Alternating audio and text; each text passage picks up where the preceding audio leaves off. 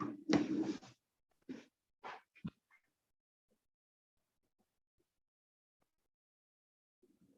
welcome everybody. Welcome to the Disaster and Emergency Management Committee. My name is Patrick Conley, the Mayor and a member of the committee. I'd like to start by acknowledging the Darug and Darkinjung people as traditional custodians of the land and pay respect to all elders past, present and emerging. I'd also like to advise, in accordance with clause 5.18 of the Code of Meeting Practice, meetings of the council committees are recorded. In the terms of the Privacy and Personal Information Protection Act, this may involve the recording of personal information provided at the time of the meeting. The recordings are made to assist staff in compiling the minutes of the meeting and to enable the podcasting of council committee meetings. The provision of any information that is recorded is voluntary. If any person does not wish to be recorded, they should not address or request to address the meeting.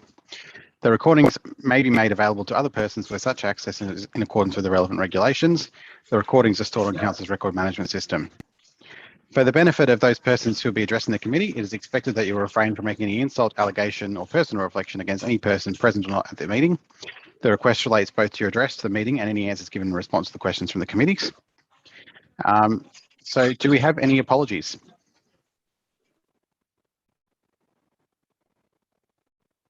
Apologies. Any declarations of interest? No. In which case we'll just start with item 1, which is the minutes of the meeting of the 14th of April. If someone wants to move those. Member of the committee want to move those minutes? Also move, Mr. Moved, Councillor Zamprogno. I'll second that. Seconded, Councillor Kotlash. All those in favour? Declare that carried. And then so our only item for tonight for determination is item 1, which is around emergency management. So I thought the best way to start, we've got a number of agency representatives with us here tonight. I thought the best way to start might be to ask if anybody wishes to make any comments from those agencies on any of these items, or if any of the council directors want to introduce this item at all. If not, following that, or if there's no addresses, we'll open it up for questions, and then we can get to a recommendation if we get there. Noting Councillor Calvert and Garrow are not in the meeting, so we'll note them as apologies. Director of Infrastructure Services. Yeah, thank you, Mr. Mayor. I guess we've invited all of the agency representatives here. Basically, if there's any queries or questions on any of the information or the responses that have been put on there, I think they'd be willing and happy to answer those there. We've also have Anne Ledbetter at the conclusion, I guess, of those items to do a presentation on the community resilience work and community response work that she's done in the report. So she'll be presenting a little presentation on that at an appropriate point at the conclusion of those items that we put on the agenda. But happy for any queries or questions or any other issues to be raised with those. Okay, thanks, Mr. Organ. So I guess floor's open, councillors and committee members. Anyone's got any questions based on what's in the report? Could move something if we're ready to do that. But it's really open for discussion at the moment. Councillor Richards. Thank you, Mr. Mayor. I, like you, sort of am a bit thinking, what's the way forward here when we've got so many experts in the room to chat about Hawkesbury's response to emergency situations. But for the sake of getting something on the record so that we can debate or try and move forward, I wanted to put something different as the recommendation tonight rather than the one in the business paper. And I'm just going to read that out for everybody to listen to. The committee recommends that Council 1 endorse in principle the establishment of the position of a dedicated emergency management coordinator to provide oversight and control of Council's role and responsibilities in emergency management, including planning, preparedness, response and recovery. And point 2, receive a report providing details of that role and the financial aspects of establishing that role on a permanent basis. So I'd like to move that first and foremost and just make sure the staff have got that. Yep. Is there a seconder for that? Do we want to wait till we see it on the screen? Yeah. Just give that a moment to come up, maybe. Deputy Mayor, were you seconding, or you want to say something, speak on? I'm happy with that as a motion, but I had a series of other things I was going to move as well. So I don't know if they could be added or separately go as an amendment or something. So Councillor Tree, you're happy to second Councillor Richards' motion.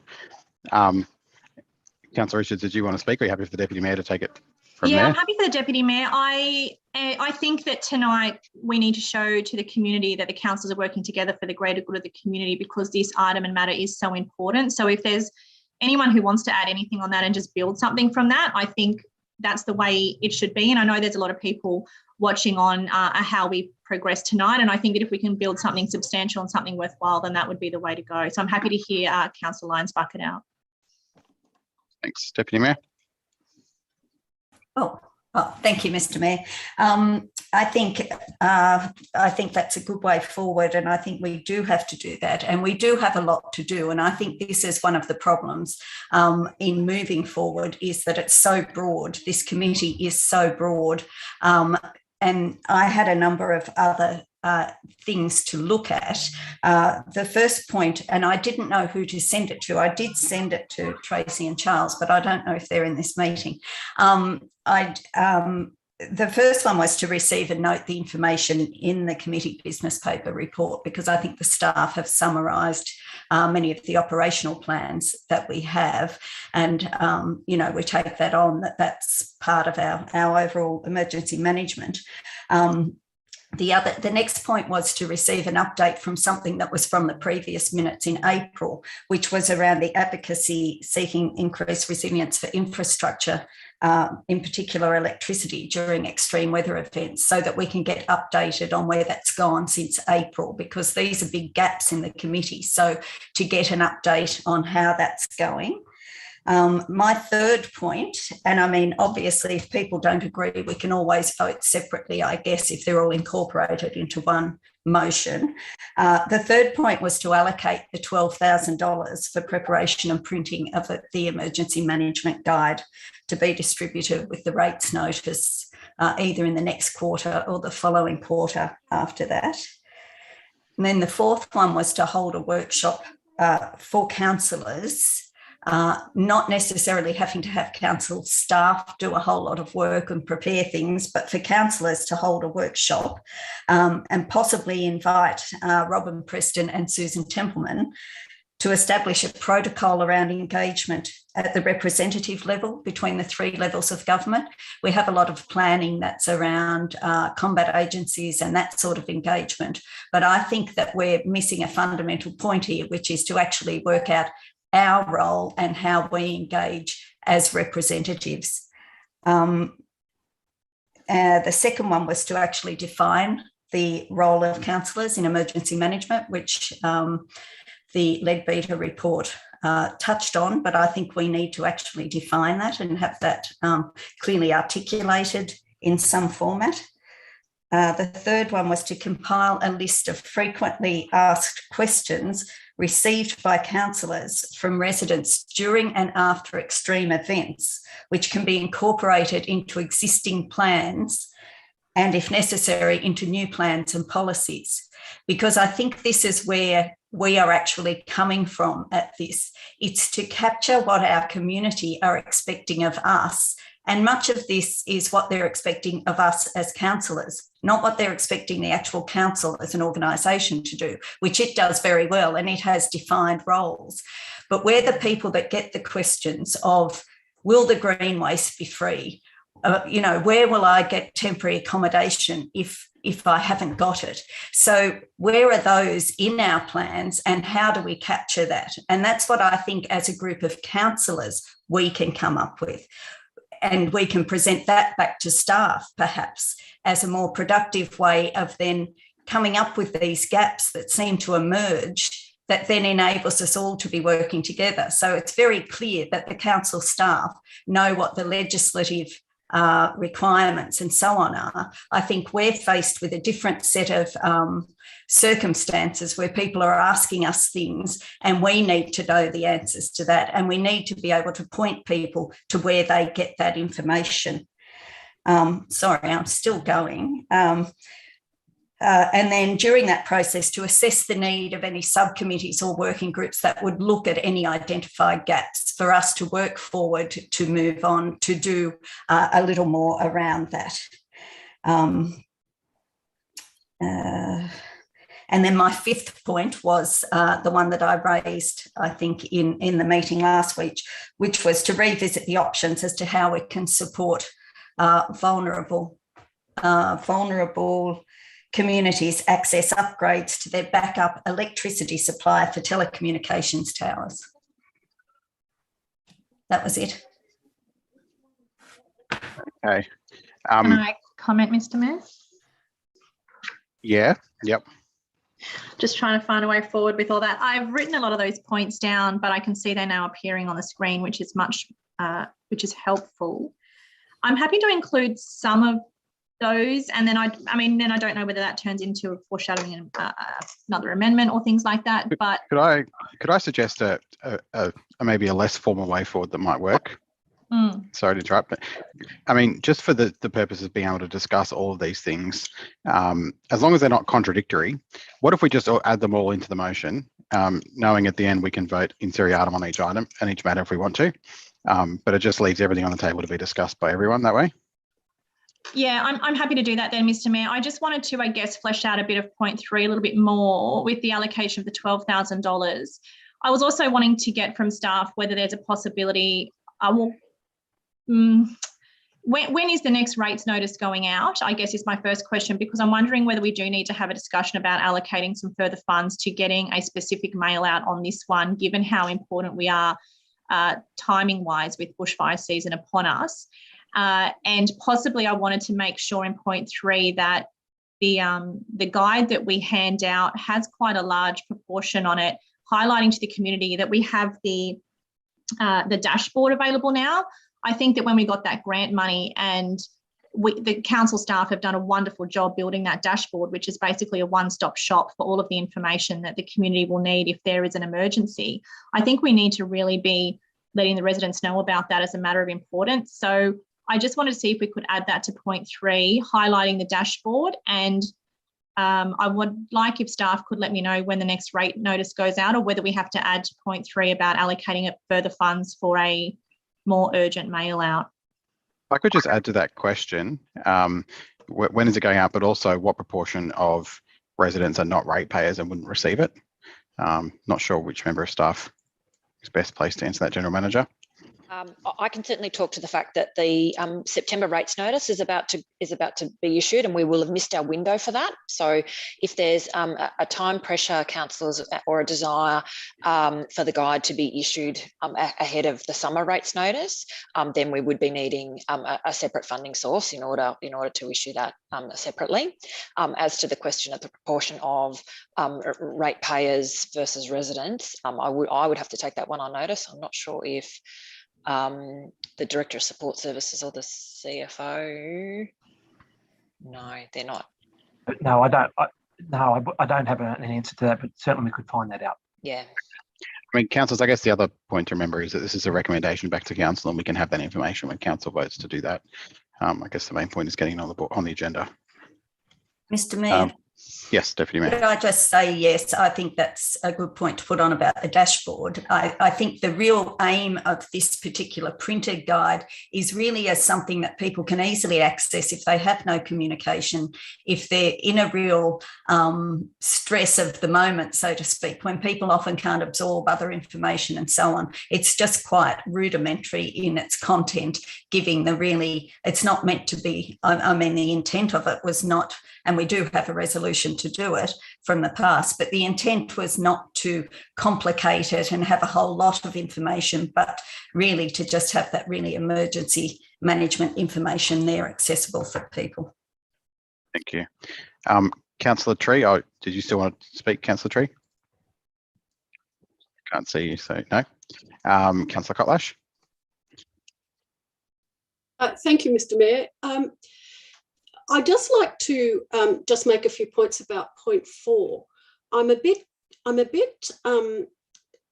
confused about how point 4 might actually develop, because I think that our role as councillors and the role of the state government member, Robin Preston, and the federal member, Susan Templeman, is all going to be is going to be different. And I can't see how getting together and talking about how our different roles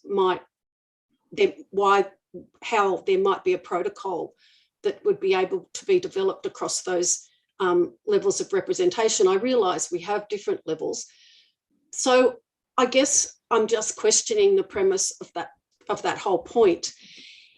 I don't see councillors' roles as being a point of information. I think that our role is to be able to guide residents to the point where we, to the point of truth, or whatever we call that place where we get correct, timely and up-to-date information. I don't think that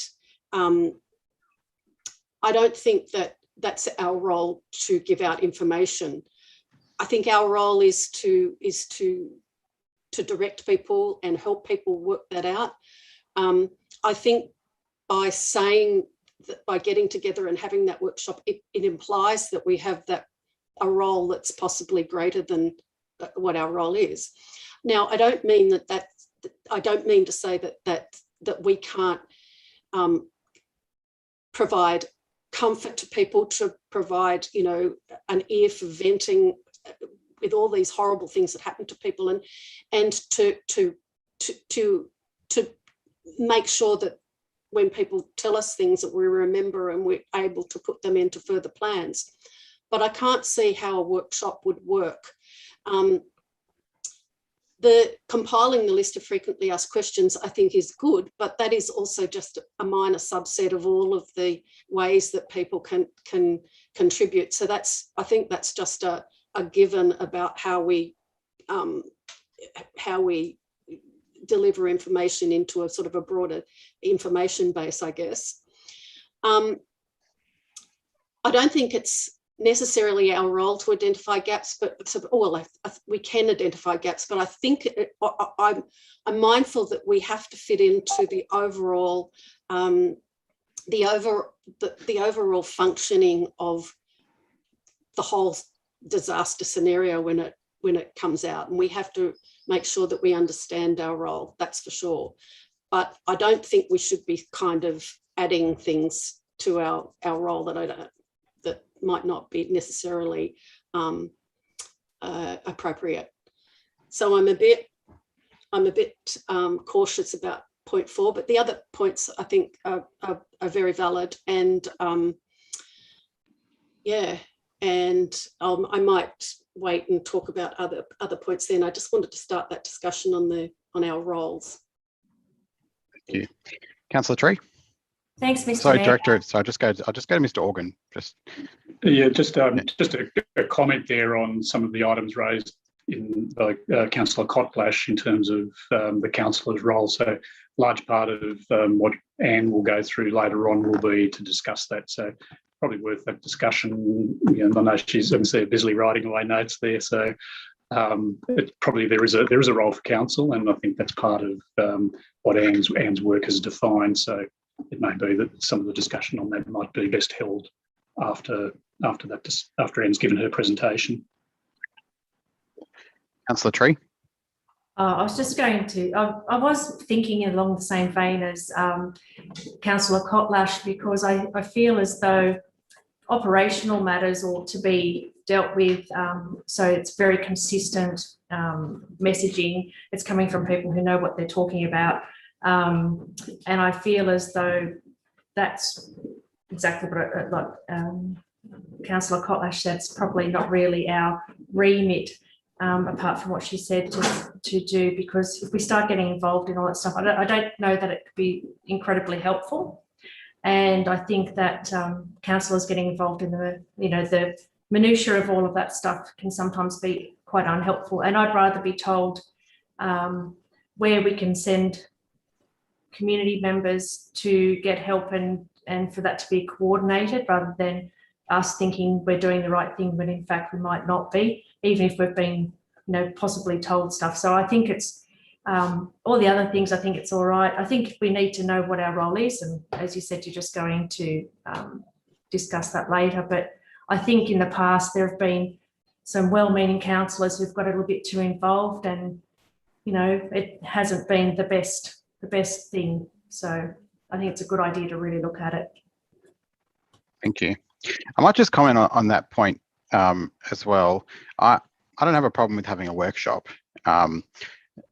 When we had the recent floods and I was the mayor, my initial expectation was that my role would be to communicate publicly, share information, and try and stay out of the way of the operational matters. However, I did find that the reality was slightly different in that there's an expectation in the community that that there are things that just don't fit neatly into the boxes, and people didn't feel like they were being heard, and you do end up being a bit of a conduit for different people offering help and different people needing help. And I think you do have, it's inevitable that members of parliament of all persuasions are out in the community constantly telling everybody, if you've got any problem in the world, contact me. So it's inevitable that they will then be contacted during an emergency. So whilst I don't know that we need to go and establish a protocol, add another document, I think that we probably haven't had as a group an opportunity to debrief with both MPs. And as much as anything else, I guess, get their FAQs as well, and bring them into the mix. So I can't see that's, it's just a meeting at the end of the day. If that's all we do, I don't know that I want to go and start a process to establish a document. But I think there's value in sitting down and hearing from Robin and Susan in regards to what inquiries they were commonly getting, and if there's anything that they didn't know how to communicate back through council, or if they've got any misunderstandings about what council's role is, it might be a good opportunity to iron that out. So whilst I probably wouldn't be in favour, like I said, in favour of point A, I don't have a problem with the rest of it. I think that point C is probably a very good point. It's probably most of it probably already in our plans, but the fact that those questions are being asked indicates that it's not being, it wasn't clear to somebody, and so it's worth noting that down. So I'd be happy with most of that. Just want to put that forward. Councillor, as Deputy Mayor. Thank you, Mr. Mayor. If I could just clarify, I've tried to be really specific that this is not about operational issues. This is about the political level of how we engage with the community. And we all know we get inundated with people who do ask these questions and who do expect us to play a role in what we do. The operational side is really well covered. I'm not suggesting we give people information about the emergencies in terms of what's happening with the RFS or all that sort of thing. These are clearly gaps that have arisen that we would all have seen. And I know that around the whole evacuation and everything like that, things come up and people look to somebody to assist them. Prior to the fires, I brought forward a motion that we set up a central point where people could go and be directed to the various resources that they needed. And unfortunately, that was not supported. So that ideally would have been what I think we should have done and what I still think we should do, but there's clearly not support for that. So in the absence of that, having this discussion, and I get what you're saying, Mr. Mayor, it doesn't have to be a protocol as such. I didn't mean it to sound that formal. I meant there is a thing that happens. So, for example, if we have a fire and it's up on the interface between the two council areas, we've got Blue Mountains and Hawkesbury, then the member for Macquarie will have the possible information that can be shared via councillors or somebody like that for those people that are crossing both boundaries of the LGA up there. So just how can some of these things work? The other thing is that we have to remember sometimes we get cut off from the other side, and some of us are on one side and some of us are on this side. Now, I know that during the floods, A number of us, Councillor Richards was there. I went down there to the evacuation centre at North Richmond, and people were crying out for us to give them information and to assist them however we could. And so that is a role that we have. And what I'm calling for is to have that defined. I don't want to overstep my mark on anything, but then we don't have any framework around what we're to do in that situation. And I went back through the questions that people have emailed me about, and so many of them, we just need to look at them and think, where would we direct people to? Where is the register for people who have available accommodation in these crises? Where do people go when there's not an evacuation centre and there is no temporary accommodation?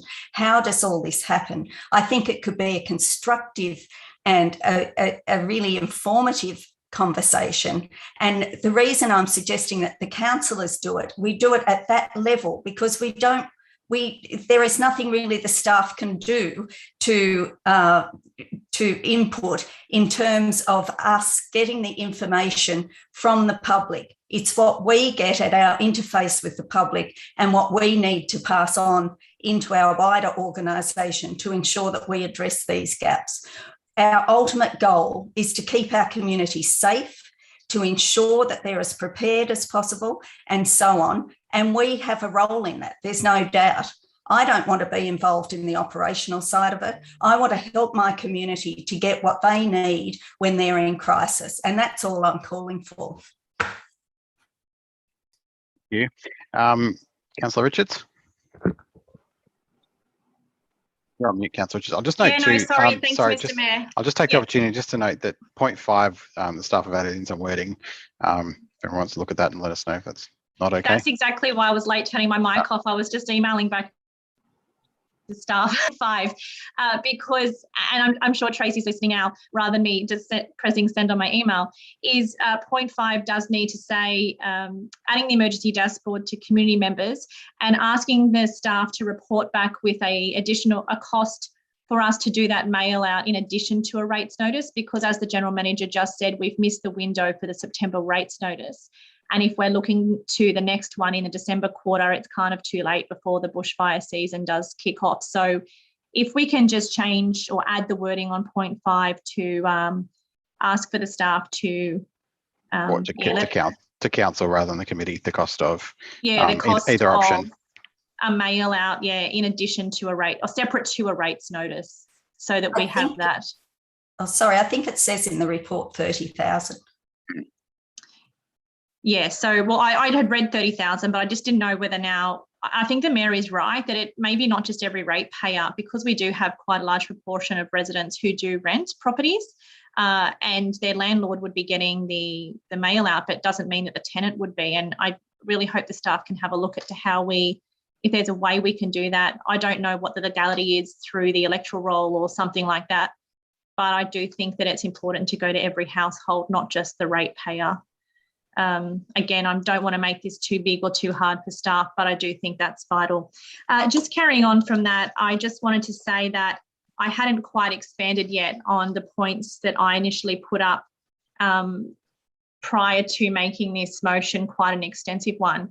And I do believe that something that is missing, and when you look at the amount of reports that we've had attached to this agenda today, there are so many different reports and studies and things like that encompass what it is to act within an emergency role. And what I would like, if possible, I don't know if it's adding another point, but I want to discuss with the staff about having it sort of like I know we can't put in a folder, we're certainly online these days, but some sort of a link or an access on our website where it's every report that we've got in an emergency capacity. So basically it's the one place you go to for all of our reports. Even as councillors, we have to sit there and look and search and try and find what's this? What policy does this relate to, or something like that? And I think that they all need to be condensed on our website into one under one link.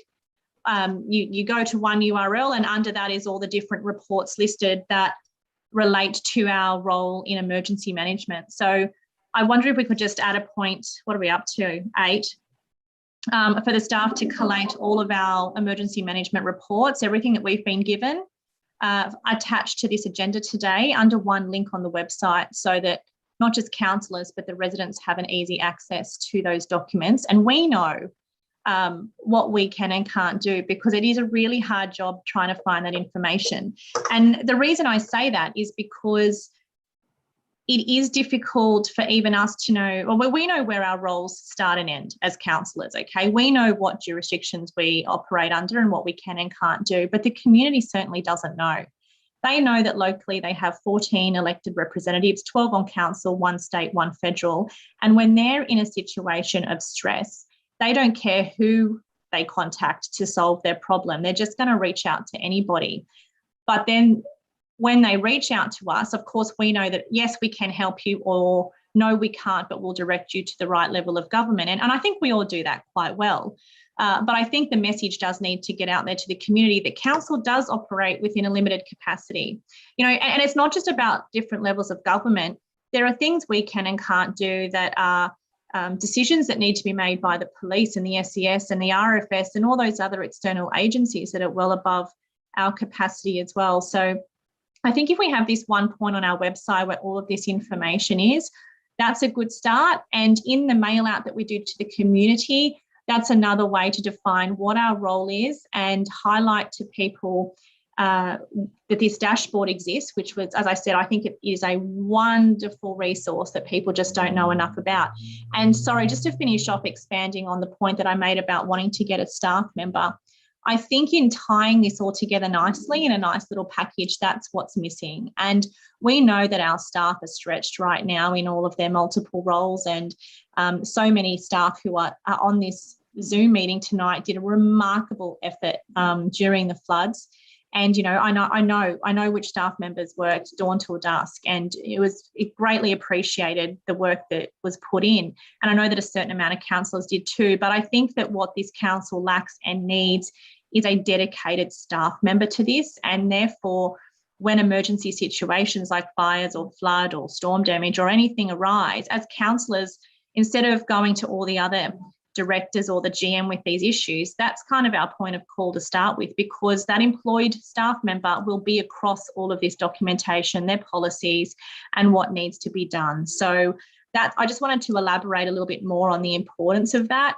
And I know that we'll have to get a bit of a report on the cost of that and where that funding for that role could be sourced. But I really think that's the way we tie this all up into a nice little package, because we are sitting here today, you know, we're all sort of like trying to bring it all together. And I think having a dedicated staff member do that is the way forward. So I just wanted to put that out there, elaborate on that. And thank you. I can see point 8's been put on there now.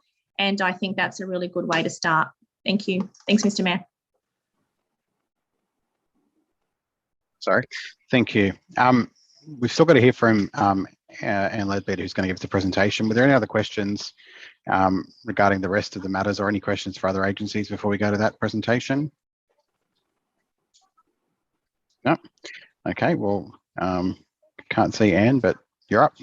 Yeah. Oh, there we go. Okay, if I just introduce Anne, and yeah, I guess Anne has presented to councillors previously, and has also carried out some interviews in preparing her report. I guess, yeah, I've told Anne, yeah, she needs to give herself the best introduction possible. But what I can say is that in emergency management, Anne is probably the most trusted advisor in recovery in, I will say, Australasia. So look, I'll include across the ditch in that as well. So Anne has worked in probably 2 of the major disasters that have occurred in recent memory, and that's the King Lake fires in Victoria and the New Zealand earthquake. So she is highly respected, and I guess, you know, very well trusted in this. She's not just a talking head and consultant that's going to come in and tell us what we want. She comes from a really deep involvement with community and how we respond to emergencies and disasters. So I will ask Anne to expand on her experience and so on as part of that introduction before she gets into the report, because I think it's quite critical to some of the things that were being discussed earlier about what is the role of council in the community at the time of disaster. So hand over to you, Anne. Thank you so much, and thank you, councillors and everyone for making the time to catch up this afternoon. I feel your pain when I hear you talking about emergency management and on all of council's myriad responsibilities. That these struggles are universal right around Australia. Every jurisdiction I work in has similar challenges in terms of knowing how best to manage competing priorities and limited resources, and particularly around an issue as complex as emergency management. So it does my heart glad to hear you spending so much time grappling with what I consider to be, such an important issue. And of course, for communities when disasters occur, it's everything. So thank you again.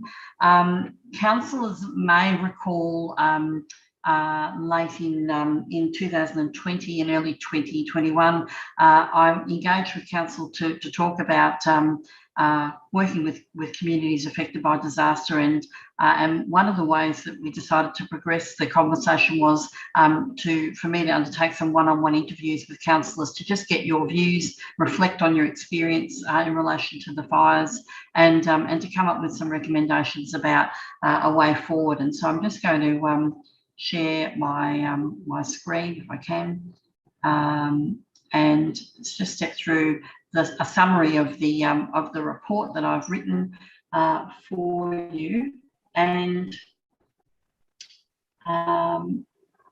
just say that even though quite a bit of time has elapsed since those interviews took place, what I'm hearing is that the issue is obviously still a very live one for council, and that are still very relevant in terms of what we talked about back at that time. Now, one of the questions that we talked about in those interviews was what councillors felt were the top 3 priorities for emergency management. So, all things being equal and without any constraints or issues, what were the things that councillors felt were the most critical? And you can see the responses there. And by far, at that time, and I guess even to now, understanding council's role, responsibilities, and importantly, the limitations of council. The point was well made that the community doesn't differentiate between whose job is whose, and when people are in distress and trauma, their ability to determine those nuances is even further reduced. So being able to be really clear about what council's role actually is, what you're responsible for, and also what you are not able to deliver or to make available for community is really important. Hard on the heels of that was the benefit of council being able to help drive preparedness, and that included preparedness issues that pertain to land management and land use. And so we had a conversation about what would be the most important role for councillors, for the elected representatives. And you can see a summary of responses there. But being briefed and being informed, being able to share information effectively. It doesn't matter where you are in a disaster, whether it's Queensland or New South Wales or Tasmania, the needs of people in that space are almost universal.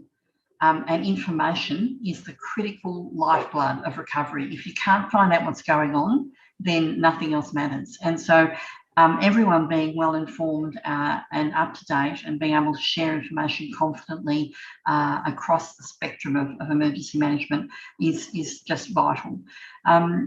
Being able to recognise that people on council have different skills, have different knowledge and experience, being able to mobilise and capitalise on that.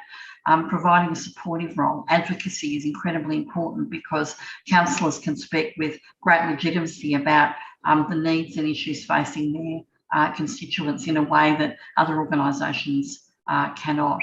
And being that two-way conduit for information from the community and also back out to the community. Providing leadership and that local knowledge that the councillors have and can access and make available to the myriad of people who come to help out in disaster, who have probably perhaps never been to your community before.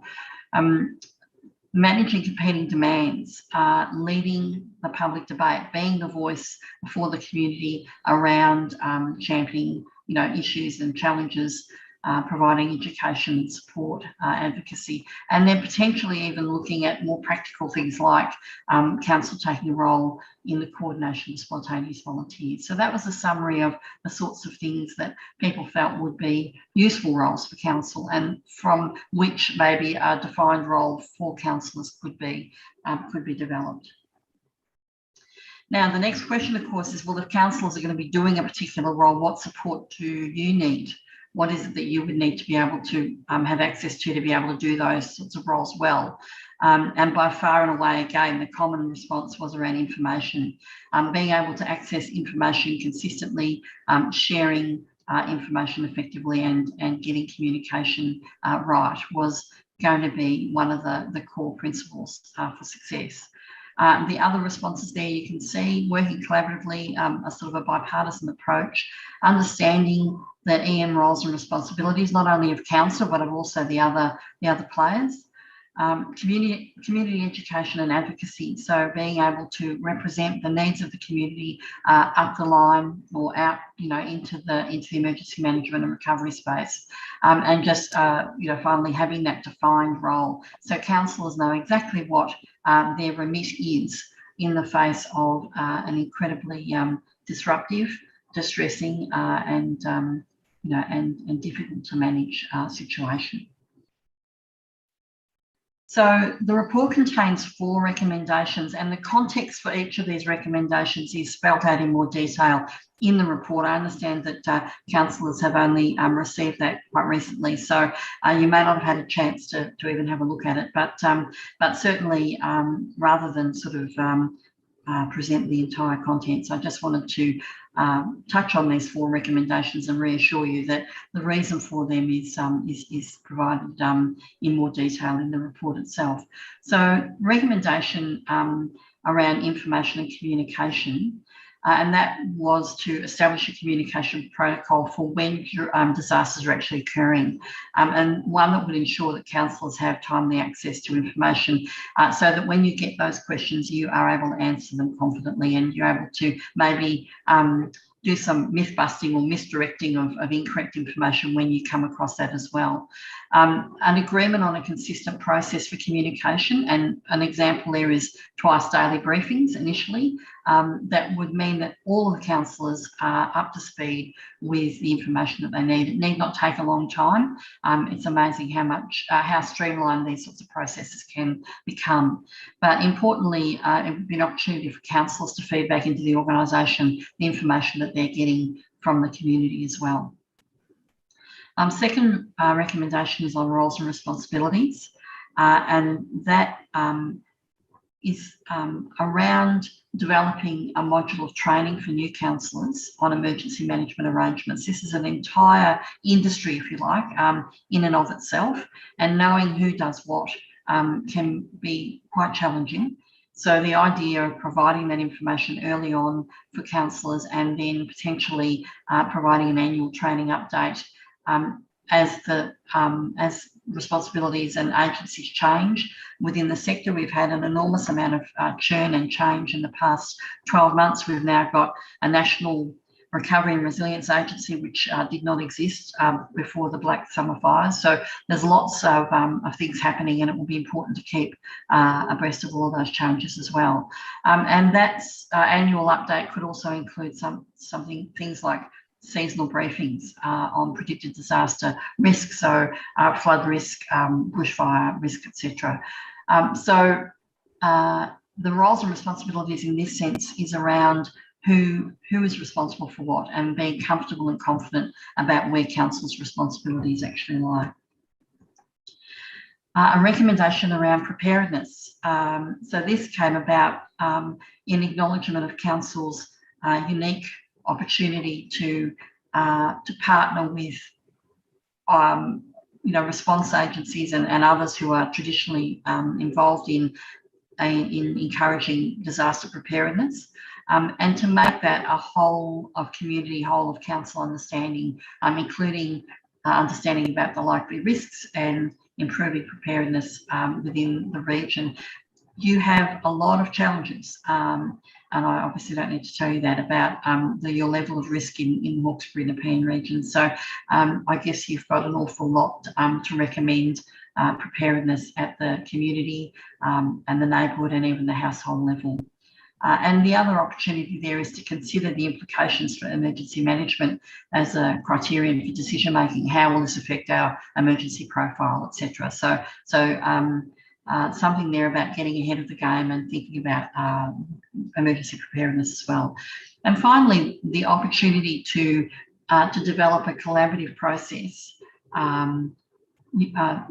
drawing on the experience of councillors and staff to identify and endorse a role for councillors during emergencies. Now, I'm wanting to prescribe what that role needs to be, but having something that has been agreed in advance, that everyone signs up to and understands, that doesn't step outside the bounds of what council can reasonably be expected to do or is in fact responsible for.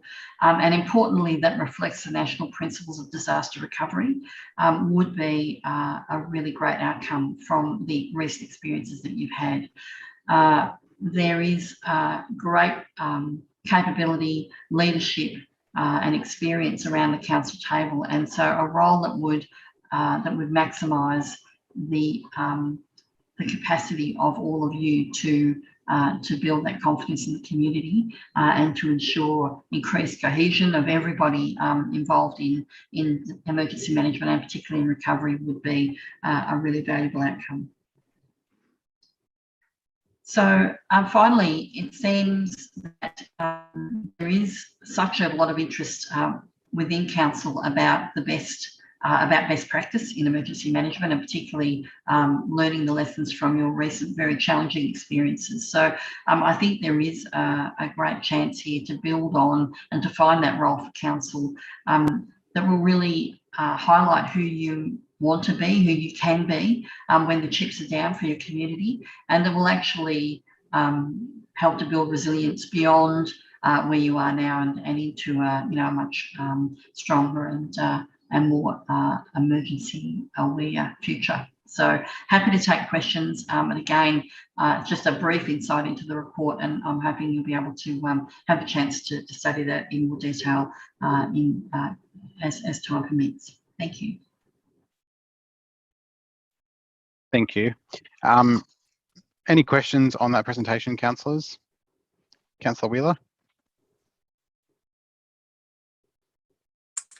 Thanks. I'm just wondering if Anne has some examples that she could point us to of well-prepared communities and what's facilitated that level of preparedness. I think one of the most important sort of fundamental pieces of work that councils and communities can do is to create community profiles. And so that idea that you have a working understanding of each of your communities, but not just the ABS sort of data, but also how your communities tick, if you like, how they roll, what networks and structures exist on the social level that support communities to function. The tendency is to want to be able to do that at a municipal level, and that's of some value, but community profiles are most useful when they drill down to the level where disasters are likely to impact. So, making generalisations about the whole of the Hawkesbury is an expedient way to come up with a profile, but it's not going to serve you as well as a very localised profile will that would help you have insights into how a disaster is actually impacting a particular area within your community, within your LGA. The value of that is that when the cavalry comes to help from the state and the Commonwealth and everybody else, you can say, look, before you do anything, can you please understand this is the community that you're going to be working with, this is how they work, because the most important insight over the last decade or slightly more in emergency management is the importance of community-led emergency management, community-led preparedness and community-led recovery. And so we are aspiring nationally to a very strong commitment to community-led approaches. I'm afraid in some ways we're talking a big game. We're not always as keen to live up to that expectation. When the chips are down, we get a bit command and control. So really being able to work with communities to help them understand what their strengths are, what their risk profile looks like, what strengths and capacity they have within their own networks, and how what assets that they can bring to bear, and then developing community plans around that. Now that's a very you could consider that that's a pretty resource intensive approach, but I would argue that having that knowledge about the community isn't just useful for emergency management. It's also useful for a whole range of other activities that councils are involved with, and also the relationships that get built during the development of those profiles, and the insights that are discovered are, very valuable in terms of having robust plans that will work when they're needed. So that's sort of a bit of a loose explanation. My one-woman campaign these days is around community continuity, and you would have seen that referenced on the last slide. So the idea that what we're actually trying to do is build community continuity into our planning in the same way that we have business continuity for our organisations. And community continuity means helping communities get back into the business of being the community they were prior to the disaster. But in order to build community continuity, you have to have that knowledge of the community in the first place, and hence the idea of developing those profiles. So that's perhaps a more useful way to understand community-led recovery. A focus on community continuity means you're trying to reconnect the threads of what was there before. You're trying to focus on supporting communities to reconnect and re-establish the things that mattered to them. So I could talk underwater for a number of days about this, so I'll be sure not to do that. But that's a bit of an insight into the fact that there are people mapping ways forward in this area, and there are some great examples to point to. Is it possible for you to send us some of the, perhaps some links to those? Sure. Yep. To those examples? Yeah. Sure. I think sometimes it's nice to see a model that's worked elsewhere. So it may not necessarily be directly applicable, but at least we can see what we should be aiming for. I suppose. I think it's interesting that you've made that comment in relation to the review that you did of the bushfire response, but what you were saying, Jill, to me, thinking about our flood response and some of the recovery issues that happened around flooding, where we had very different communities affected, and their responses and their rates of recovery, their capacity for cleanup, their capacity to access help were very different across pockets, and there may only be 3 or 4 kilometres between those areas, but the differences were stark, and I think we underestimated the level of need in some areas because we hadn't drilled down to that level, and I think that's a really useful lesson for us. Thanks. It's a very common it's a common challenge, and so you can see where you throw a wide net and you make a generalisation about levels of resilience or levels of need, that can not be representative of the experience. The other thing that happens in disasters, and particularly in recovery, is people become very parochial. So everybody just sort of hones in on their bit, their patch. And that's actually quite a useful thing because it enables people to focus on what matters to them. But yeah, our efforts to try and prevent people from doing that are often very misdirected, because the harder we want everyone to join hands and sing Kumbaya, the harder they want to dig their heels in and say, no, we just want to worry about our little area. So yeah, there's some strategies around how best to kind of get that connection happening, but certainly there is an enormous variation. And in my sense of this is that resilience varies right down to the household level. Even in families, there's varying levels of resilience. So we do ourselves a disservice by making sort of general measurements and assessments, I think. Thank you. Deputy Mayor. Thank you, Mr. Mayor. Thank you, Anne. That was really interesting to see the results of our engagement along those lines. And I agree with, all those sort of recommendations. And thank you for that. Just touching on the community-led resilience, which is actually something that I work on a project just as myself, not through council, doing that. And it really is so important. And I'd like to acknowledge the work council is doing in the space of engaging with vulnerable communities with disability and with so on, because I do work with the same researcher from Sydney University who's doing that work. And I think that what council could have a big role in doing is to being the keeper of all that information that comes in from that community-led resilience when it is done on a very low level. Where I've seen some really good examples of how organically within communities they have just come up with these ideas that are so good at connecting them. And now we've started to move into connecting some communities with other communities to share resources so that in times of emergency, they can actually reach out and access a resource. But the most underlying important part of it all is to have the intergenerational connectivity, because so many of these things get lost as soon as some people grow up and move away. So I think that council has a really important role in keeping that information in some sort of portal so that people can access it into the future as well. And having that shared responsibility network amongst people is so crucial when it comes to the time when the actual disaster is happening. So thank you again. I think I know you see what I see in terms of there are gaps that we have to identify and we simply have to address. We really just have to get to the bottom of that and fill those gaps with however that can best be done. So thank you for your work and for engaging with us. Thank you. Thank you, Councillor Calvert. Thank you, Mr. Mayor. I also want to thank Anne for her report. I think it's shown us a lot of way forward, but something that I've been talking about for quite some time is during the fires there was and the floods, there was a desire to get local, current, up-to-date information.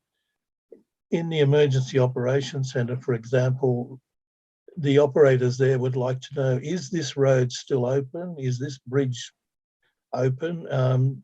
That kind of local information, and in many cases the information was found by happening to have an RFS group in the area or a police car in the area. But if there was no such person in that area, then the information just couldn't be obtained. Is the road open? It may take an hour or 2 hours for some official person to go and find the answer to that question.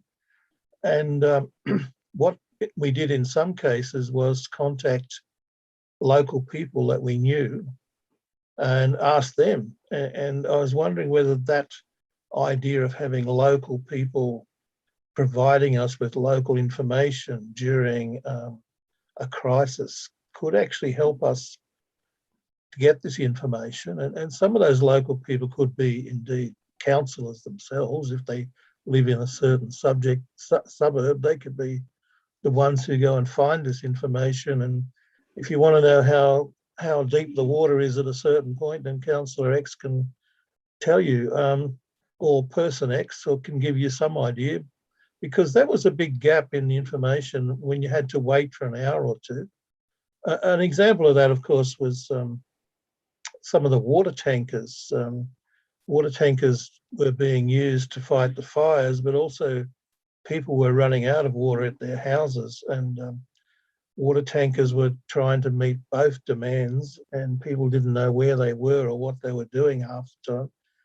And if we had local people on the ground who could give us that information, then maybe that would be a big aid. So when you're talking about a relationship with the community, I'm thinking maybe going even a step further and nominating someone in each suburb, or you might call them a warden or an information person who could, during this crisis, if we want to know what's going on in suburb X, we could go to them first. I don't know whether you've thought about that in your report, and is that a possibility?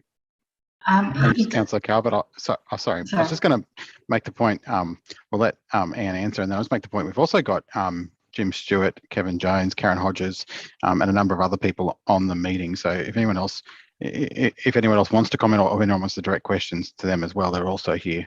And some of those people might be able to comment on this question in particular. I was just thinking, but sorry, go on, Anne. Didn't mean to interrupt. That's fine. There has been examples of, particularly with SES, with people monitoring flood gauges in various jurisdictions, and that works, really effectively. There's that sort of intimate relationship where people go out and read the gauge at a certain time.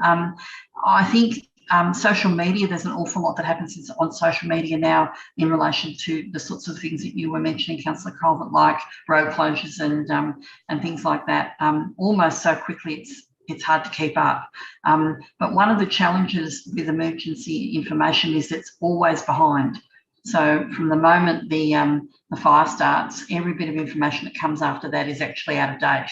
And so our expectation or our need for up-to-date information is diametrically opposed to our ability to get it. So I think any ways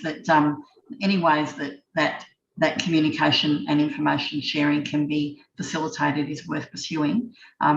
And again, there's some examples of that being done in a more formal way through SES and its relationship with its communities. Can I just add that part of the dashboard plan was to include as many cameras, CCT cameras around the district as we could, which could show roads and bridges and what is open and what isn't. I think council started on a few of those where the ferries are, and I think that would be a way to give us instant information, provided the camera's not flooded or burnt down in the process. But, yeah, I agree that the information is not quick enough, and if we had local people and more cameras, maybe we can address some of that problem. Thank you. Councillor Gary?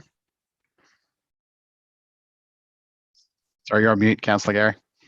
Sorry, I accidentally put my hand up, but I will speak. I just wanted to know what your thoughts were around the Infrastructure New South Wales app for the floods near me, which was a great resource during the recent floods. However, there was very minimal people that were able to access the app once the floods were underway because it must have glitched or overloaded. But it was the information that was coming out of that app was phenomenal to those that could access it. I just wanted to get your feedback on that, please. Thank you, Councillor Garrow. I'm wildly envious of all of you New South Wales for fires near me and floods near me. So if that's any indication, if I'm ever moved to New South Wales, that will be one of the factors so that I can get that, that program. The reality is that it's extraordinarily effective.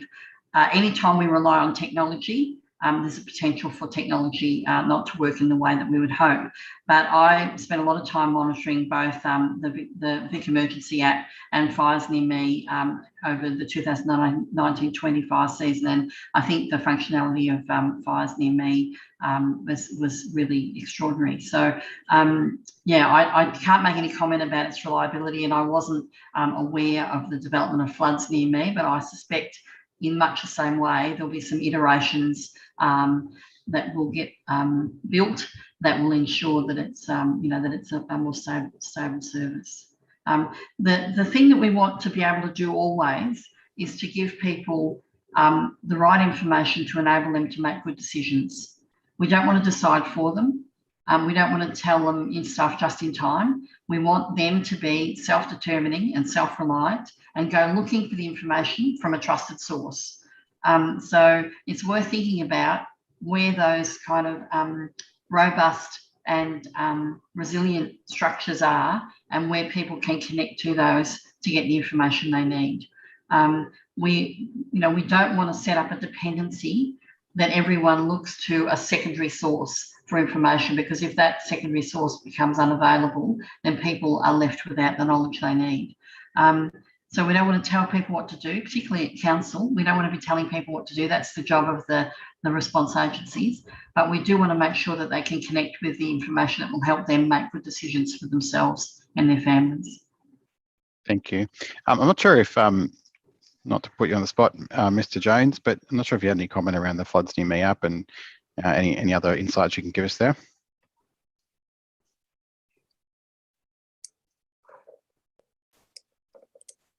Sorry, I agree with what Anne said. The Fires Near Me app, and as Councillor Garrow said, the Floods Near Me app's a very good resource. And social media and those sorts of things are hugely powerful. They actually make life a lot easier for us because so much information can get distributed so quickly. But as Anne said as well, the thing that we struggle with is the fact that as soon as you put something out there, it's out of date. Things change so quickly. And as we found in the flooding, and fires are no different, that things can be going along quite nicely and it can change very quickly. And then we have the problem of undoing what we've told people now and issuing new information. There's a big lag with that because first of all, we've got to identify it, and then we have to get the machine of SES and everyone to put something in place that gives people an idea of what to do, and then we have to get it out there. So we struggle with that definitely as far as making it up to date and instant. So the more things like Fires Near Me, which is a really good tool to do that, and once again, getting people to make their own educated decisions is far more effective than us telling them what to do. So completely agree with all that. Thank you.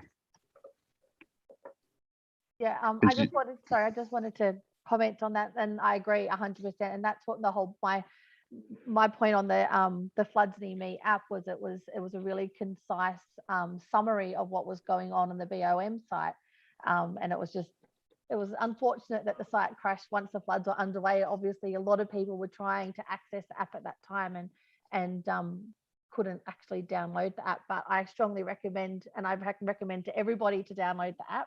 I live on the floodplain, have lived on the floodplain my whole life. I know all too well what it's like to go underwater. And I think the preparedness of being ready for a national disaster far exceeds any knowledge that we can instill into our community. I also wanted to thank you, Anne, for your comments, which I think mirrored pretty much what Mary was adding to the notice of motion on the fact that we do need to have a responsibility and know what our role is in these environments, identified and endorsed by both our state and federal members. So we know, I mean, I know personally, I was on the phone to both our state federal member throughout the disasters that we've gone through. And I'm sure they don't want to have phone calls from all 12 councillors. They're busy enough, they've got enough work to do. So if we can streamline that process and simplify what it is that our responsibility is, and simplify the efforts that our state and federal members are having to put through, because they've got being torn in 1,000 different directions as well. And we're the ones that are on the ground with our community. We're the ones that are moving sandbags and moving horses and, bringing people to safety and consoling them when they don't know where they're going. So I think, there's a lot of gaps that we get given that we need to know where to feed them to and how to feed them to and how to make sure that the people don't slip through those gaps. So thank you for your comments, and it just really highlighted Mary's points for the notice of motion and how important they were. Thank you. Thank you. So councillors, is there any further discussion or questions before we look at that motion? No? In which case, can we maybe bring the motion back up on the screen again? So we've got Mr. Organ. Yeah, Comment up there? just flag, Mr. Mayor, that there were 3 questions from the community that were raised and distributed those to councillors. Yes. I'm not sure when you can probably give commentary on those, if that might inform any of the debate or might change that motion. So they were Sorry, from the that's a good point. from Yep. Stephen Brown. The first, I'll reorder them. So the first one was relating to the program that the McDonald Valley Association are undertaking, which is a rural and remote community engagement plan. And the question was, will council develop I'm paraphrasing, a similar plan for that? I guess my immediate response is that we are developing a resilience plan that potentially we can certainly look at that template that they're preparing and look at remote community areas. The second one, or third question, but I'll do it first, was relating to something that was just raised there, and that was about flood monitoring and more gauging stations potentially. So will council request or lobby the New South Wales government for the inclusion of the stations in the McDonald Valley? The short answer is yes, we've been actively doing that. And even as recently as today, council staff were in discussions with New South Wales Treasury representatives discussing the funding to be able to introduce one, I'll call them rain gauges for common vernacular, in that area, and also the automated height gauges on the river. They're the 2 key elements in identifying what the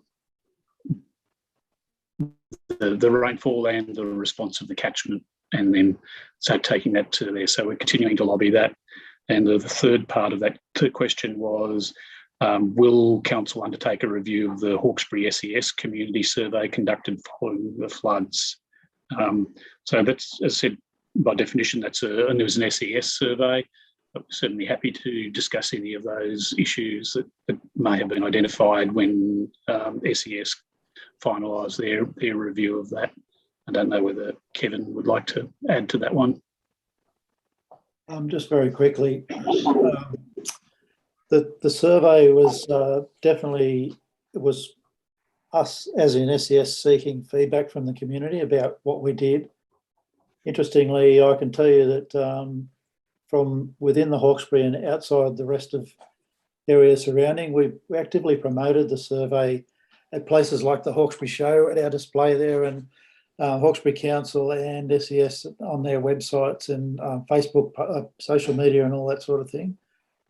Total number of responses we've got is 88 in all of the community. And there's a clear division between the people who live in the more remote areas, as in the Colo Valley and the McDonald Valley, and then the people who live in the areas that are better serviced by all the communication and the technology.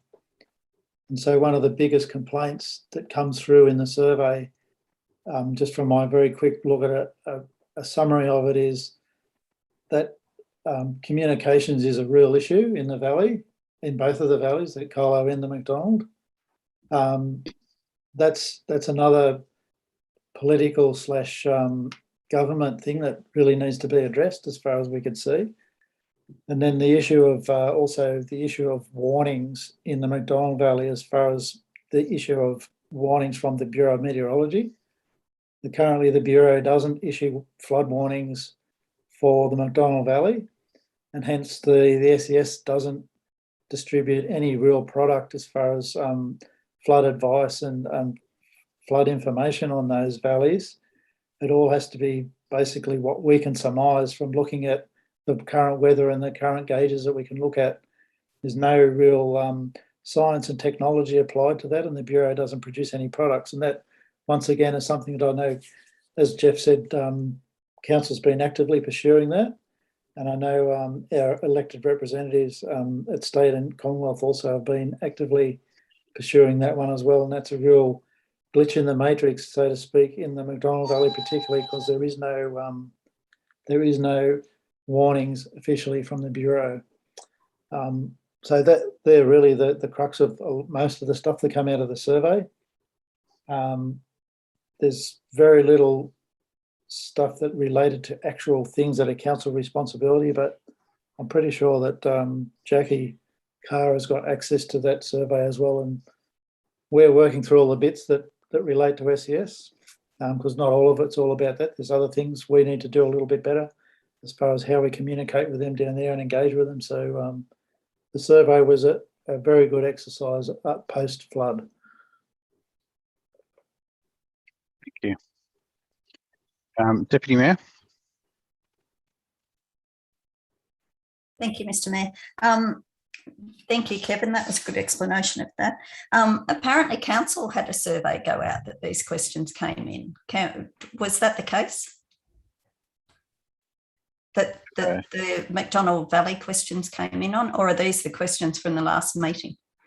These are submissions to the committee. Oh, okay, with submissions for the committee. Okay.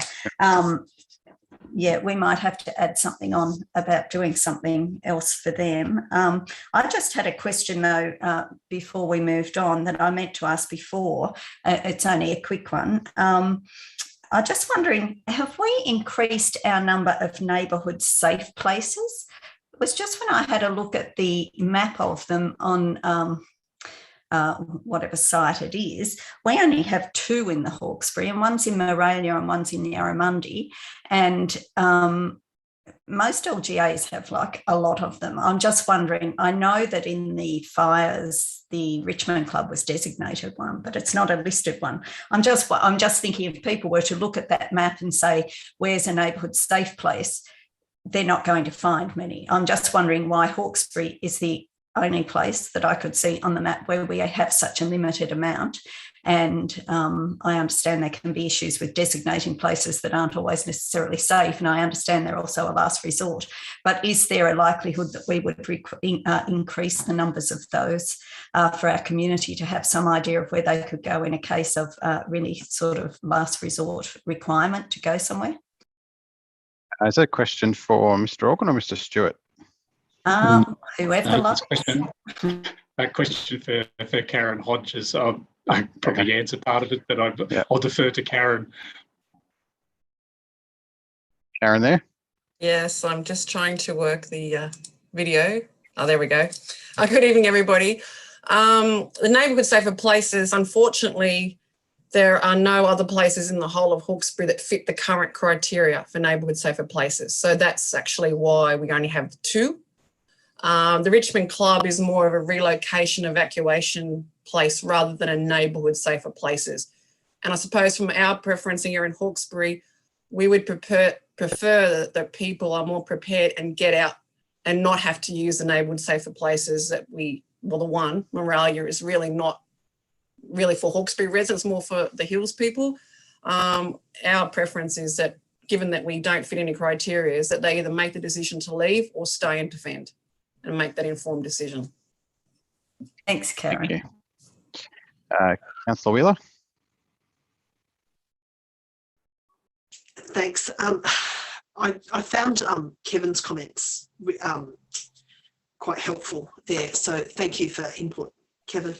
I guess I've got sort of mixed feelings about all of this. I suppose I'm acutely conscious that we now have this limited window left as a group who have been through the Gospers Mountain fire and then the floods earlier this year with COVID as an overlay for the last 18 months. And I think it's really important for us to harvest the learnings that we've had as a group so that we can hand that on to the next group of councillors and set up some systems so that everybody benefits from what we've all been through. I think that those of us who've been in areas that have been cut off and affected either through fire or flood have found ourselves in the position where we are often the person that people come to seeking information because they can't access it, either because they're online capacity is diminished, or they don't have power, or they're in crisis and not thinking about how to navigate information pathways as well as they might ordinarily do so.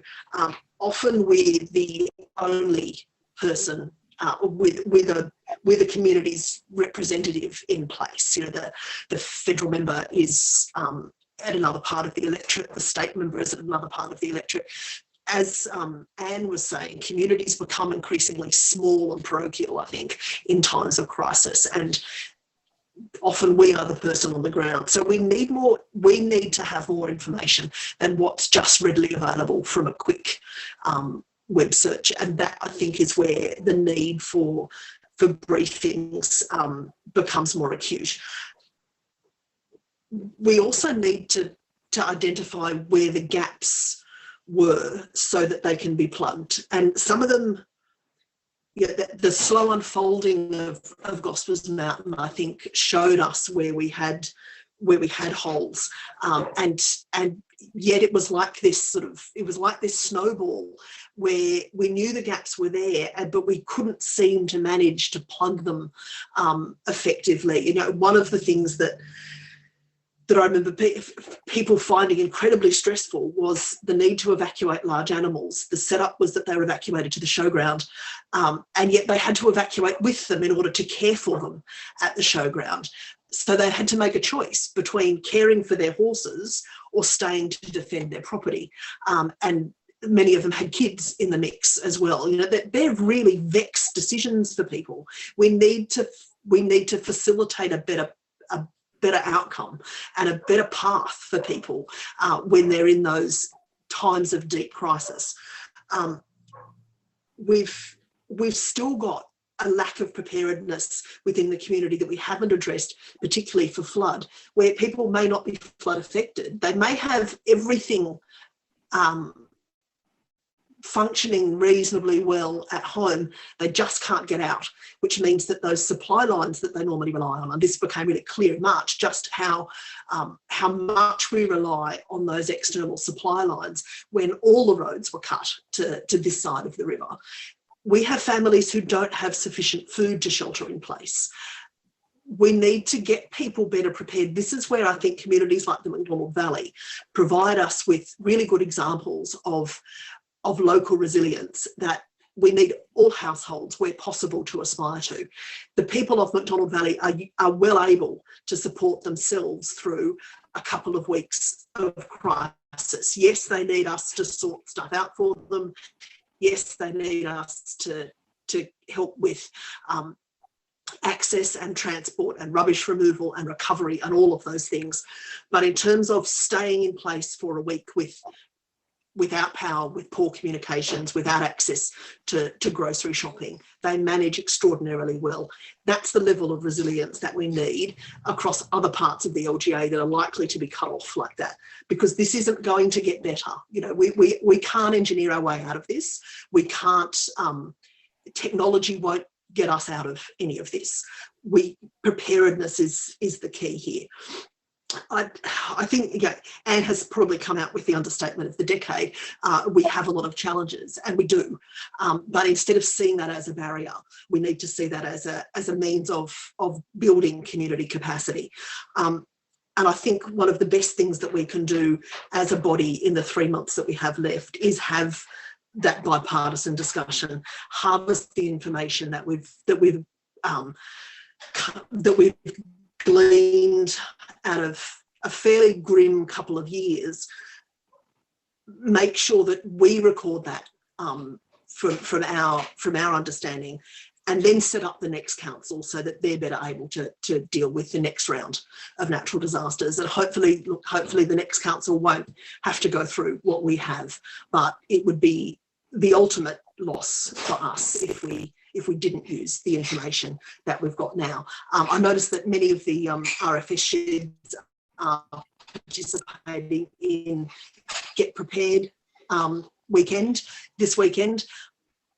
People are now thinking about fire. Some of the modelling shows that we should still be thinking about flood.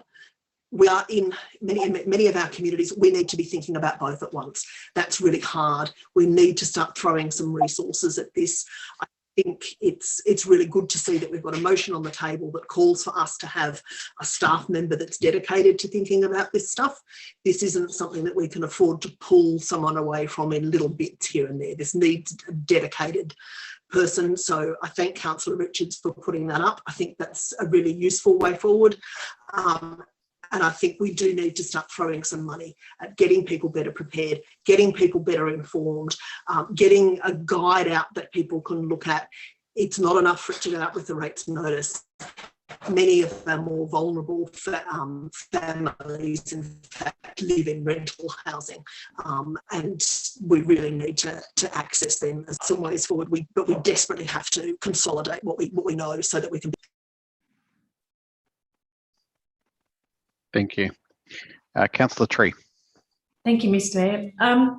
I think it's really important that we don't tend to catastrophise things for the community. I think that we do need for them to be prepared, but we also need them to be resilient. And one of the best ways we can do that is to actually empower them to feel like they can do that. If we sit there and say, oh my gosh, you know, we're going to rescue you and save you from these horrible things that are happening, I don't think that that's very helpful. I think in the floods, we had a really incredibly unique situation where we were cut off from all areas. There were a few days where we had no access to a lot of things, but there was still food. I think that there was, you know, if there were medical emergencies, choppers were coming in and out all day. We had people who, if they needed medical treatment, we had ambulances on this side of the road. We had it actually, from where I was watching it, it worked really, really well. I know that there are a lot of people who are concerned because they're pregnant and they're worried about getting to hospital and things like that. But again, the choppers took them when it was necessary. I think what the emergency services did and what council did during that period of time was remarkable. And I think it's never, you know, I've never seen that happen before where we cut off all areas. And there were essential supplies that were flown in, and there were private choppers if you know, people really had to get out for any particular reason, emergency wise. But in terms of, I think we need to, because we do live in a remote sort of, some people live in remote areas. I mean, Councillor Wheeler just said that there are communities that are really well prepared, and that's because they know they live in areas where these things can happen. And I think, you know, the whole idea where we expect everything to be on our doorstep is not reasonable because of our geographical location sometimes. And for us to sit here and say, well, we've got to have this, this and this, well, sometimes we don't have everything we want, but we can survive. And I think that's really one of the biggest roles as, you know, as our state, federal and also local leaders to actually, you know, empower people to know that, okay, this is a bit crummy at the moment, but we will get through it and it's okay. Not that this is crummy, oh my gosh, let's get hysterical. I think it's really important that we don't do that. And I think it's that's our role. I think that's one of our biggest roles, and not to play political games. I'm not accusing anyone. I'm just saying I think that that's a really important thing. But people will be resilient if you empower them to be resilient. If we, as I said, make out that we, you know, everything's a basket case, when quite clearly the last floods, it was brilliantly done where we were on our side. That's what I can talk about specifically. So I think that's I think that's really important. I think that's our biggest role to play.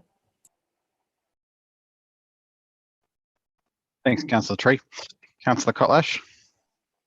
Thanks, Mr. Mayor. Look, I agree with Councillor Tree there. There's a lot of things I think happen in emergencies that aren't planned, but nevertheless turn out all right. And obviously, nobody had planned that. However many, I can't remember the figures. 33,000 people, 31,000 people would just be stranded with bridges going, rivers being flooded, and and landslides cutting them off. That wasn't something that we were prepared for. But yet the community, and that goes to that point that Anne made, the people in this community really functioned really quite well, obviously with support from the agencies and everybody. But I agree with Councillor Tree. We got through that quite well. I mean, I know that there was, you know, there was obviously times when it seemed, a bit iffy, but across the board, you know, I think we did quite well. And so my point is that sometimes you can't plan for everything, and sometimes, you know, things actually come together quite well, even in what might appear to be a haphazard and unplanned way. And I think that's just the nature of emergencies. You know, emergencies and disasters are inherently got gaps. You know, that's a reality, and I think we should be reassuring people that we've got their back, and we're doing our absolute utmost to provide them with the things that we are able to provide them with. So, you know, that's where we have to launch from. Thank you. Thanks, Councillor Kotlash. Councillor Garrow. First of all, I just don't really. I'm a bit in shock that people think that we really did well during the floods. In particular, people had rivers going through their houses and had services turning up a week later to help them. And if it wasn't for the community that was resilient and strong, that came together to help them on the ground as it was unfolding, this could have been a different story. And in there lays the problem of, I mean, we don't have any community members here putting in their contribution to this meeting from their on the ground experience. I know there's a couple of us here that had first-hand experience in both bushfires and floods. I personally was shocked in the lack of flood preparedness of residents.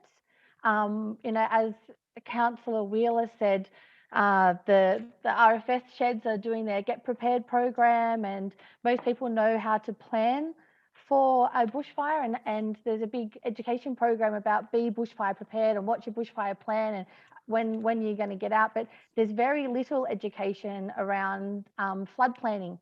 And those that are new to the area, or those that have never had the, I wouldn't say privilege of being involved in a flood, had very, very little knowledge on what they were to do, what was expected of them, how it was going to affect their household, their community, their children, their properties. And I think council, I would love to see council really pushing some further education in preparing our community for these things. There was, you know, there's many residents just in my neighbourhood that didn't even know what their flood heights of their properties were. The most basic of things that could have saved a lot of damage to their properties. The flood heights changed 3 times, correct me if I'm wrong, possibly 4 times, which therefore affected some long-term floodplain residents that knew exactly what they needed to prepare for. However, because the heights were changing so rapidly, they got themselves caught out, and therefore their flood plans were thrown out the window because they were unable to evacuate anymore. I'm glad that those of you on the other side up on the hill were okay, but those in the soggy part were not.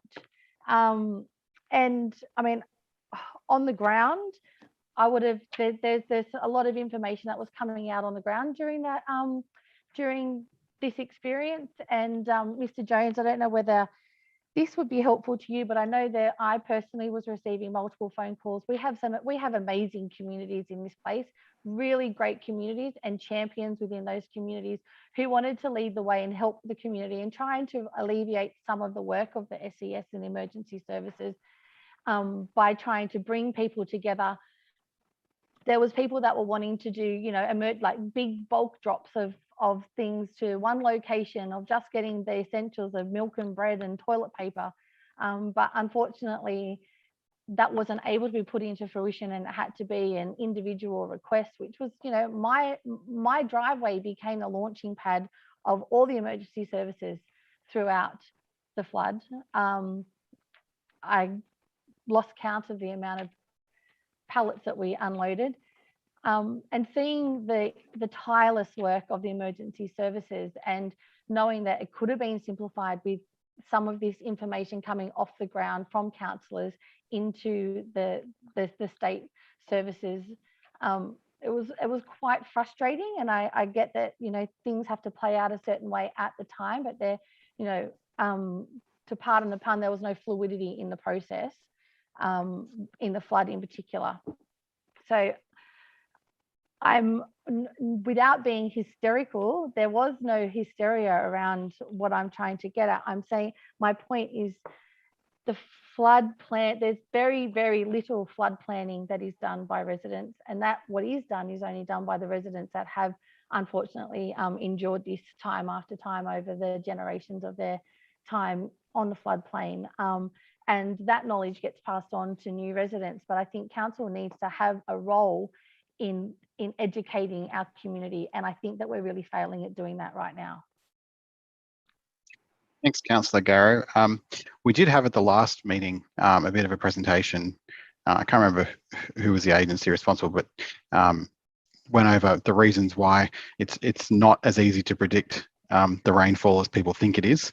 There's definitely, and it's sort of one thing that's probably a result of us living in a fairly comfortable world now. We think that everyone can predict everything and somebody should be responsible for that, but it's just not the case. You just can't predict the rainfall that accurately. That the flood height predicted might not change. So I think, you know, we've got to, I think I agree with Councillor Tree in that nobody's saying everything was perfect, but by suggesting to the community that we're not prepared for an emergency, it potentially makes the situation worse when the emergency comes.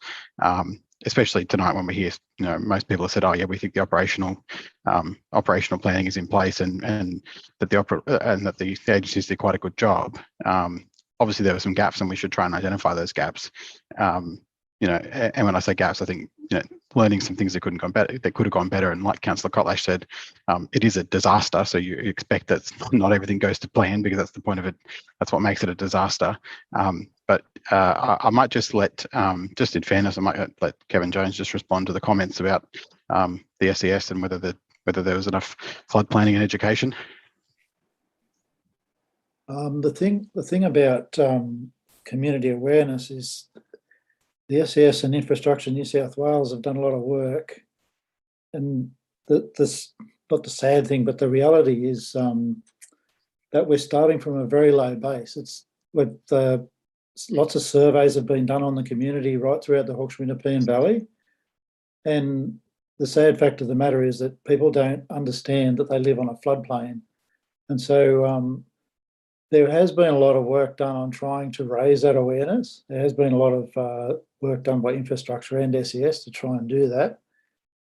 And it has improved a bit, but we're still not there. And by no means do we believe that we're in a good place as far as that goes.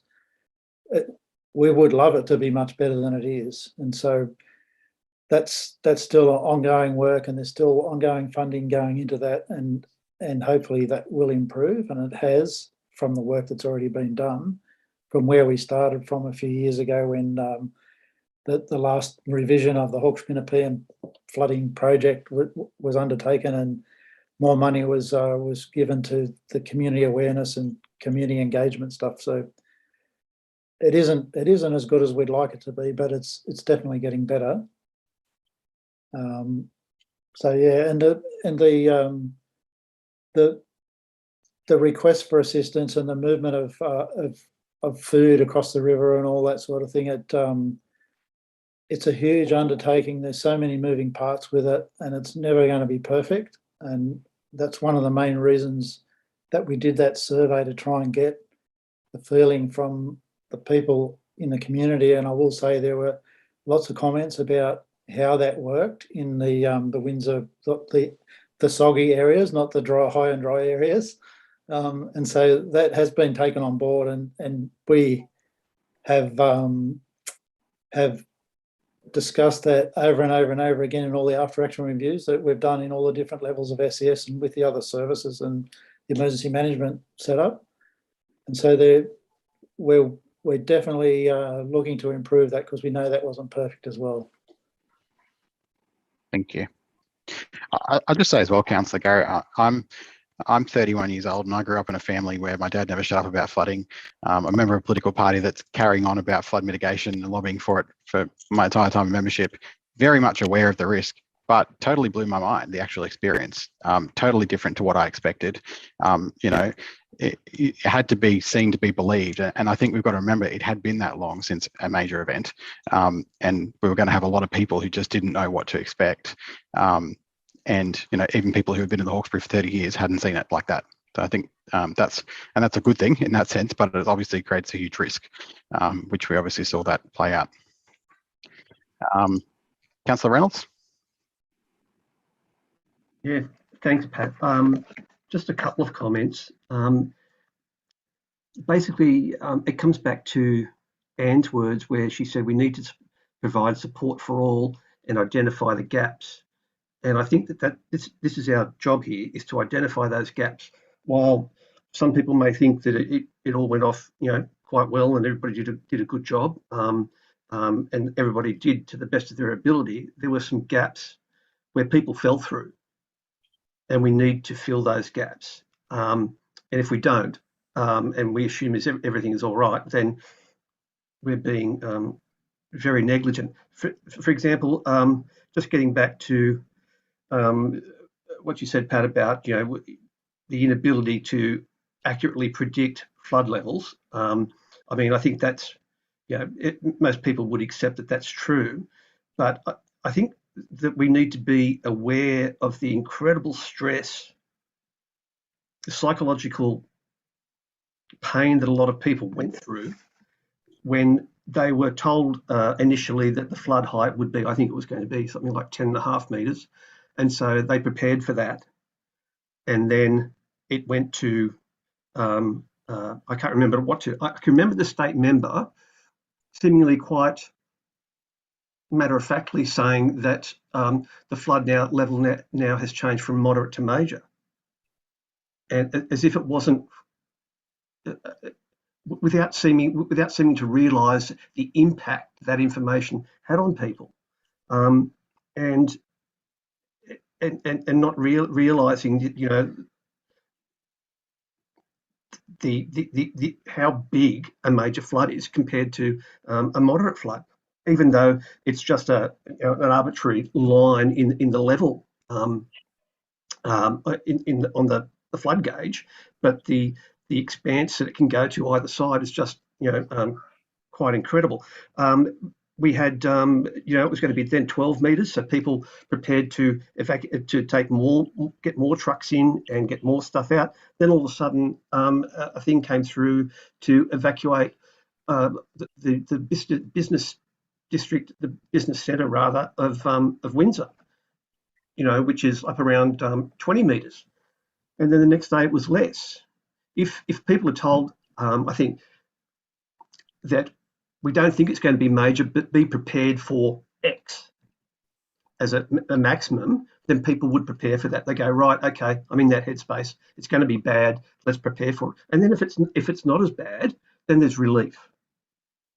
There's incredible relief when it's not as bad as they expected. But when the bar is constantly being raised, the stress levels are constantly being raised. And there were people here that didn't sleep for days because of it, just through worry of this increasing stress level.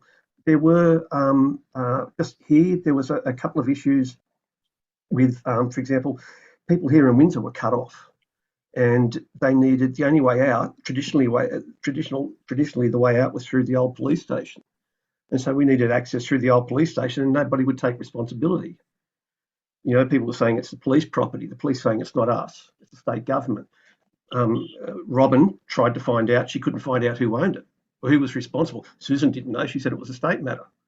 So these people couldn't get out via Court Street. They couldn't get out via Palmer Street, couldn't get out via Arundel Street, and nobody would take any responsibility. Eventually, somebody made the decision, the common sense decision, and modified the fence so that people could get out. So I think this is, again, that's just another gap. That's just another gap that we know in this situation,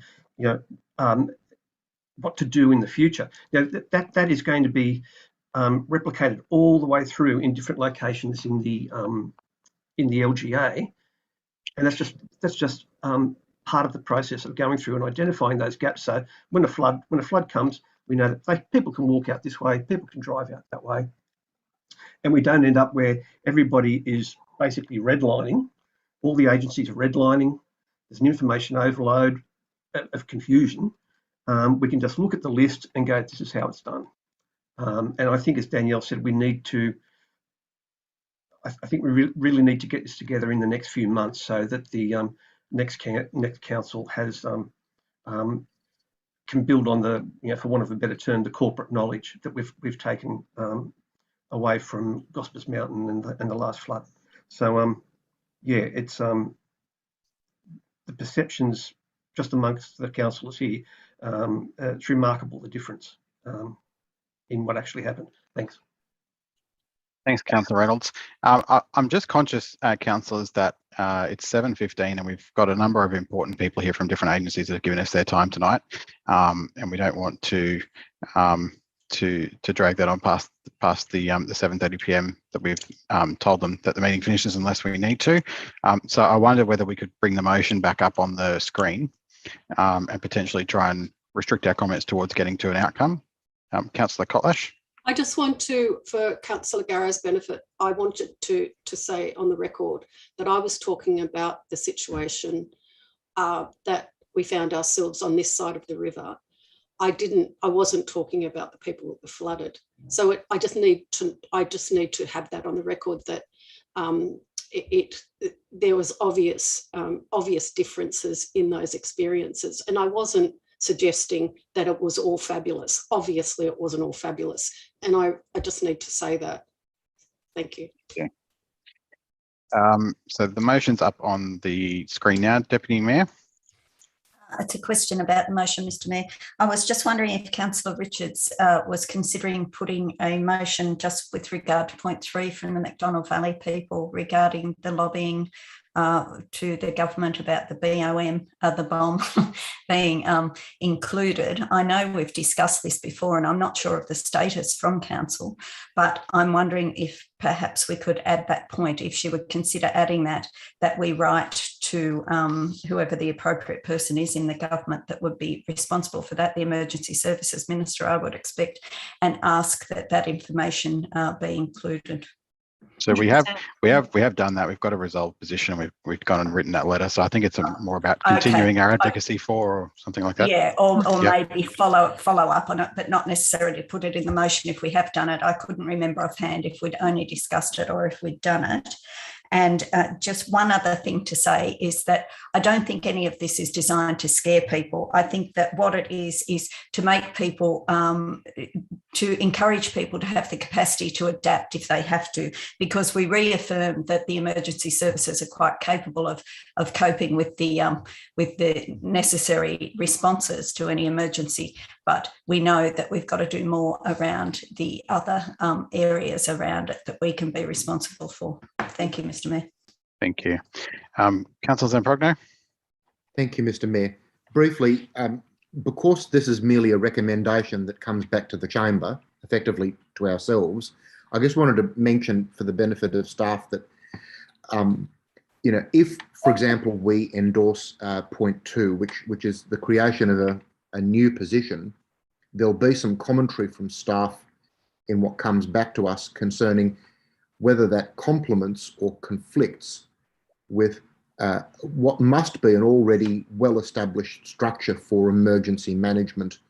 And on the basis that emergencies are not things that happen very often, the creation of a new dedicated role, which would be a staffed position, I don't know that it needs to be a staff member.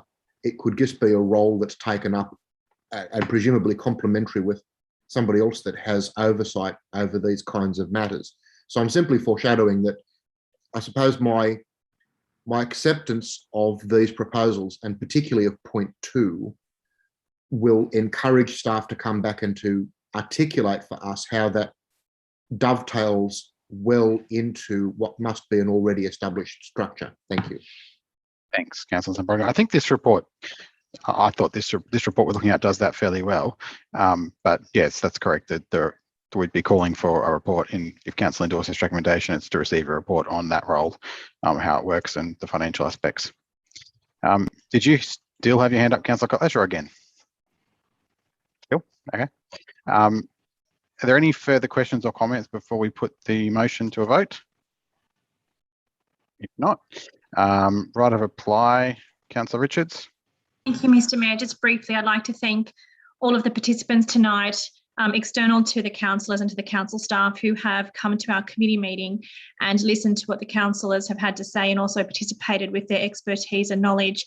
I think this committee process and having you as important community leaders as part of this moving forward and how we deal with emergencies and the management of those is vitally important. So thank you for participating. I hope that you've learned a little bit about what councillors want for the future of managing emergencies. And I hope that in any future one, hopefully we don't have any, but of course we know we are prone to that. We all work together to make sure that we are doing the best thing for our community. So thank you to everyone for your participation tonight. Thank you. So we'll just take that down now and put the motion, please. Okay, all those in favour of the motion? Against? We'll declare it carried. That was the only business on our agenda tonight. So thank you everybody very much for your attendance. Yeah, we'll close the meeting there. Thanks.